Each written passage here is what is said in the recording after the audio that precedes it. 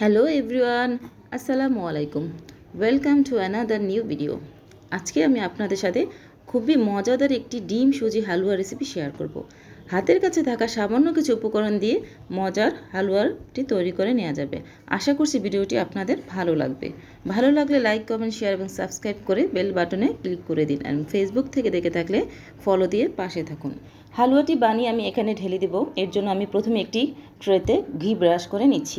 3টে ডিম নিয়েছি, ডিমগুলো মুরগির ডিম নিয়েছি। ডিমগুলো অবশ্যই রুম টেম্পারেচারে থাকতে হবে।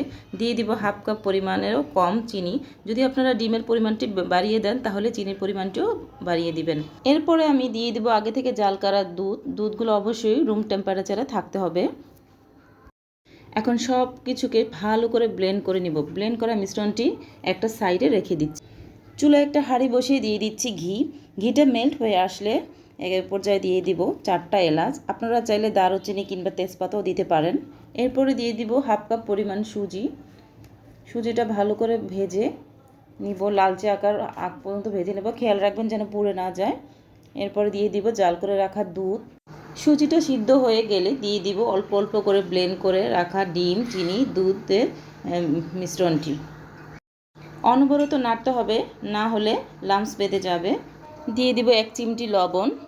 এরপরে দিব ভ্যানিলা এসেন্স এবং অরেঞ্জ ফুড কালার। এটা টোটালি অপশনাল। এরপরে দিয়ে দিব কিছু ড্রাই ফ্রুটস আর 2 টেবিল চামচ পাউডার দুধ। মিডিয়াম টু লো আঁচে নাড়তে থাকবো। এরপরে আবারও একটু দিয়ে দিব সামান্য পরিমাণে ঘি। তারপরে যখন দেখব হালুয়াটি যখন সফট আকার ধারণ করবে, এ পর্যায়ে নামিয়ে ব্রাশ করা ট্রেতে ঢেলে দিব। এরপর একটা স্প্যাচুলার সাহায্যে সমান করে নিব। এরপর নর্মাল করে ফ্রিজে 1 ঘন্টার জন্য রেখে দিব। এই তো তৈরি হয়ে গেল আমার মজাদার সুজির হালুয়া। আমি সৌন্দর্যের জন্য কিছু ড্রাই ফ্রুটও অ্যাড করেছিলাম। এখন আপনি আপনার মন মতো শেপ করে কেটে নেবেন। Thanks for watching.